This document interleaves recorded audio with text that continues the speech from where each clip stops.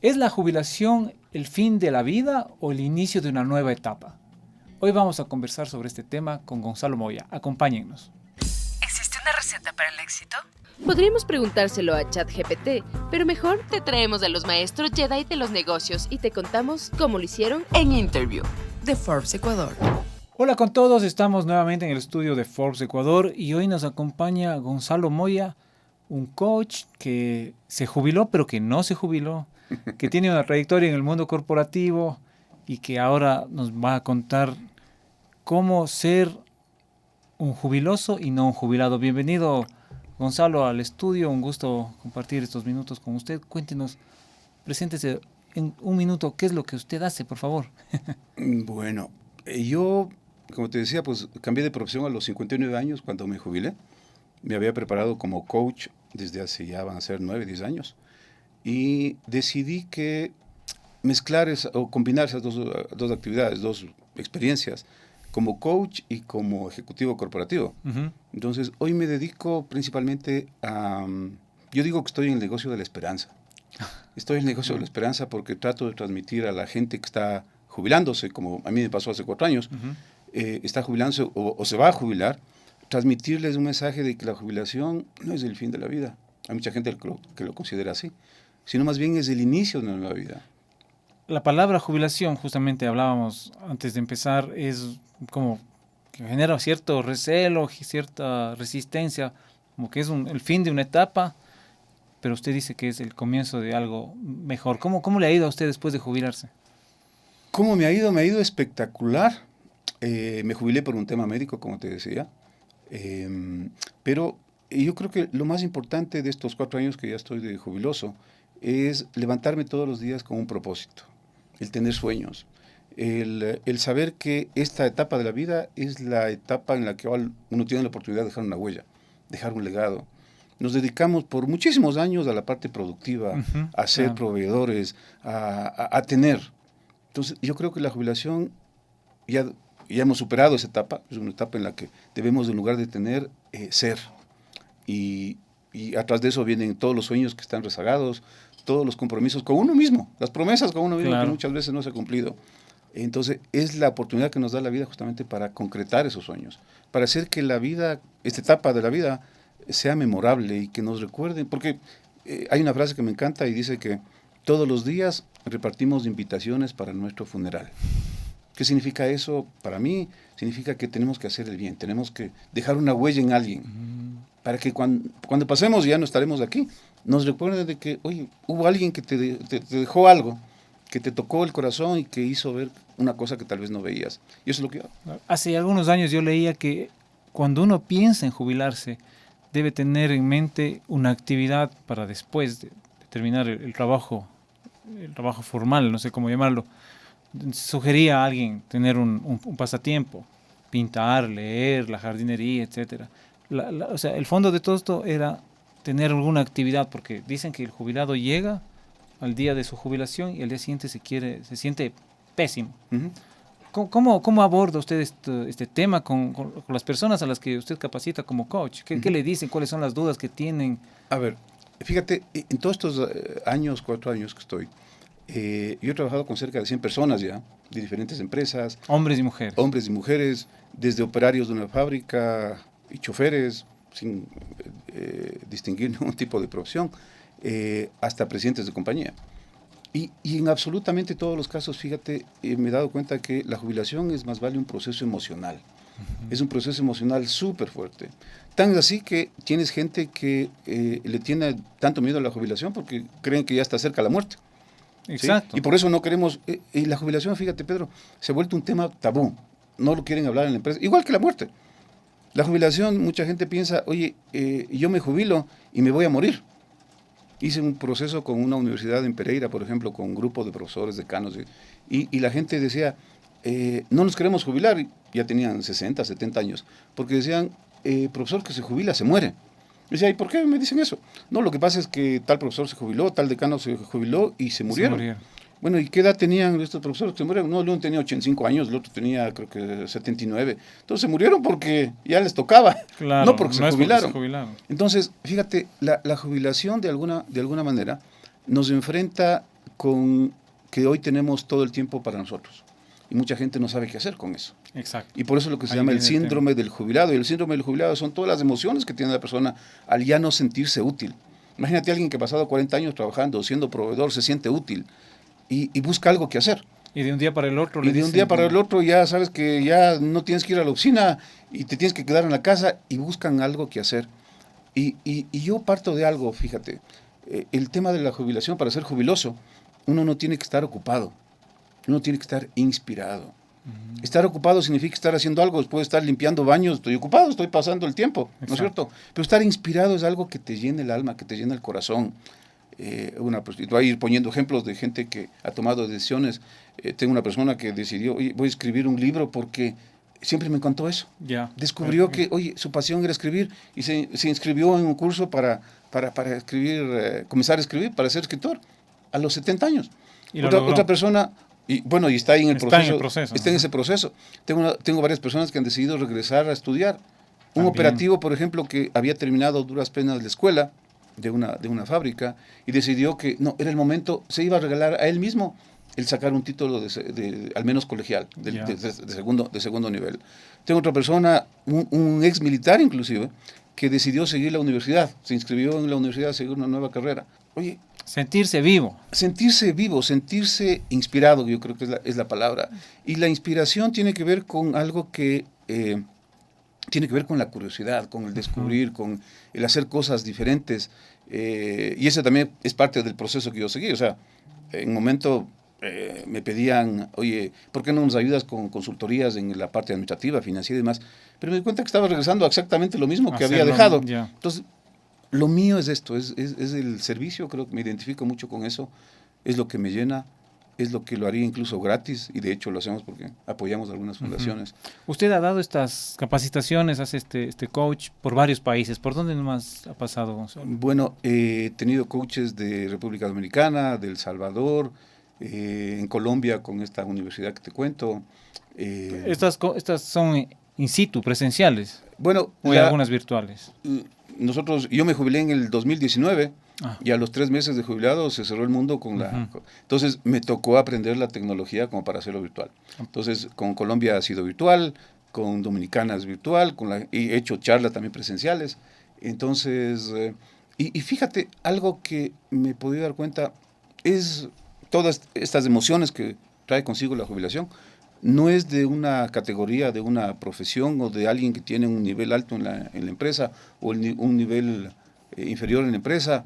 No es una cuestión de edad ni nacionalidad. Tengo personas que se han jubilado a los 40 años porque empezaron a trabajar a los 18 y hoy están viendo qué hacer. Entonces, a todos, absolutamente a todos, si tú quieres, la emoción con que más se conectan las personas, en teoría que el 90% de las personas, es con el miedo. Y el miedo es lo que nos paraliza, el miedo a no saber qué hacer, el miedo ahora de qué voy a vivir, el miedo del qué dirán mis amistades, el miedo, una cantidad de miedos que uno se va inventando y que nos limitan. Y algo importante también que me he dado cuenta es que la mayor parte de nuestra vida vivimos cumpliendo las expectativas de los demás.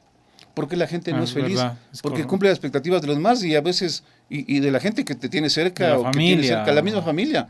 Hay mucha presión ahí. Hay presión social, hay presión de los amigos, la presión de la familia. Entonces, uno cumple las expectativas. Ser jubiloso para mí es cumplir expectativas propias. Entonces, por eso cuando con las personas que siguen el programa, les invito a que hagan, y aquí tienes un ejemplo, un mapa de sueños, un mapa mental de los sueños, lo que quiere conseguir en la vida en estos años, ¿no es cierto? La gente dice, no, yo quiero que mi hijo sea arquitecto, yo quiero que mi casa sea más... No, esto se trata de ti.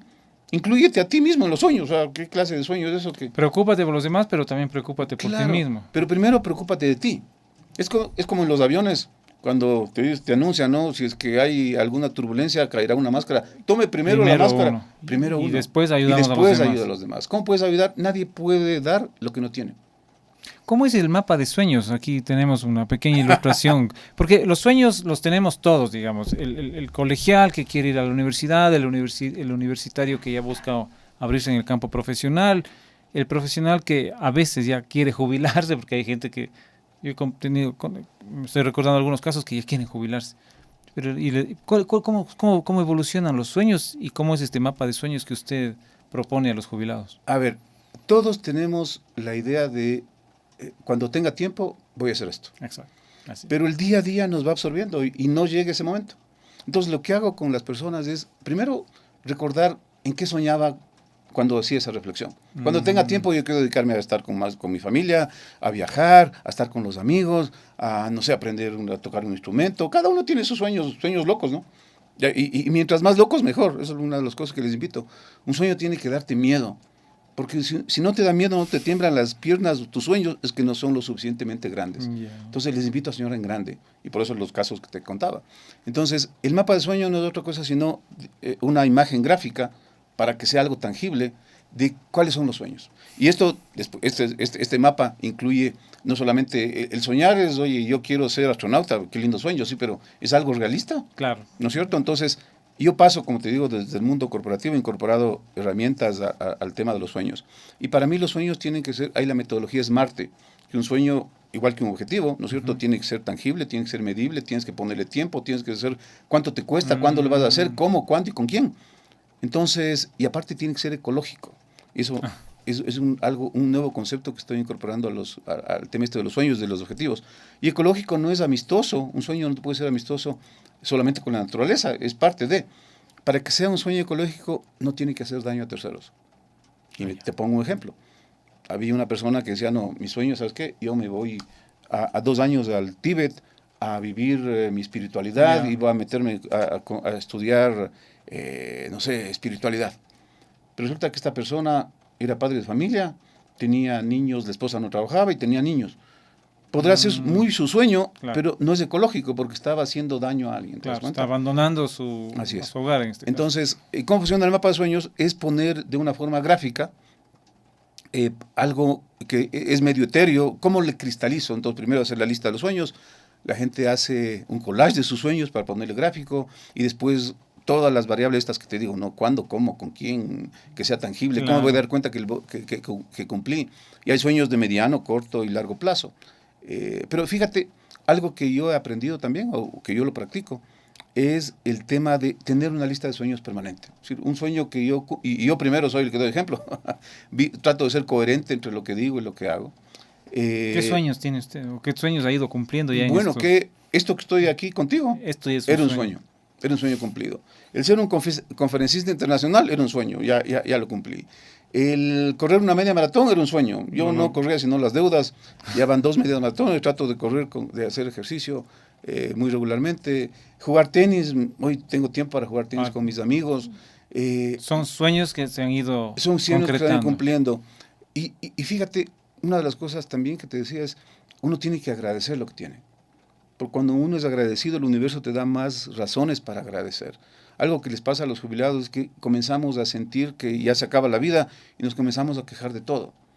Y hay mucha gente que tú has escuchado, el abuelito, el viejito se volvió cascarrabias, ¿no? Ya no se aguanta ni el mismo, de ganas se jubiló. Exacto. ¿No es cierto? Tengo un amigo que decía... Vuelve ese claro, juzgamiento, ¿no? Así es, la esposa de un amigo decía, no, el día que Juanito se retire, al otro día yo comienzo a buscar trabajo porque no lo voy a aguantar el viejo 24/7. Claro, y otro tema... la jubilación es un tema que implica o que afecta no solamente al jubilado, afecta a su familia, a la gente que convive con él. Entonces, ¿por qué la gente se amarga? Porque obviamente no tiene que hacer, no se encuentra, está viviendo un proceso bastante duro. Entonces, el coaching lo único que hace, ¿no es cierto?, es darte una mirada diferente. De que eso que siempre te inculcaron, de que hoy la jubilación es el preámbulo de la muerte, de que tienes que dedicarte a la bolsa, no a la bolsa de valores, sino a la bolsa de la ropa, a la bolsa del supermercado, a la banca y al comercio, ¿no? Que es un chiste que ya no puede funcionar porque el comercio no hay. Claro, pero son tabús, ¿no es cierto? Son creencias populares que le ubican al jubilado como una persona que ya no sirve. Como una carga a veces incluso, ¿no? A veces es muy duro, a veces esa definición, digamos, lo de la sociedad, el jubilado ya hizo lo que tenía que hacer y... Claro, ahora que se dedique que se quede en la casa acariciando al gato. No, y así no puede ser, no, yo creo... ¿Cómo es un día suyo como jubilado o no jubilado, como le decía? Un día como jubiloso. Como jubiloso. Bueno, depende, pero trato de estar en el gimnasio temprano, tipo 6, 7 de la mañana estoy en el gimnasio jugando tenis. regreso a casa, en casa hago mi teletrabajo, puedo tener una conferencia, una charla o las sesiones de coaching con las personas. Usualmente almuerzo en casa, la tarde, o sea, el día se me va entre las actividades de AVI, que es la firma. Siente que está siendo productivo y que está apoyando a otras personas. Siento que cumplo mi propósito. Sí, siento que cumplo mi propósito. Cada persona que termina el programa y que da su testimonio, para mí es la mejor recompensa que uno puede tener como coach. Y cuando te mandan imágenes o fotos de que, oye, lo que conversamos, no, que me iba a viajar, me mandan la foto que están en París con la esposa, o que se fueron de paseo, o que hicieron su casita, había una persona en Manta, por ejemplo, que su sueño era hacer una casita en la playa, era humilde y todo, pero me manda la foto, oye, eso me hace llorar incluso, porque me topa el corazón. Claro. Significa que lo que estoy haciendo vale la pena y que una sola persona que cambie su vida por lo que hago, creo que vale la pena. Creo que vale la pena. Se siente a gusto, está contento. ¿Cómo se proyecta, digamos, pensando en mantenerse jubiloso por muchos años más? ¿Cuáles son los próximos sueños que tendría?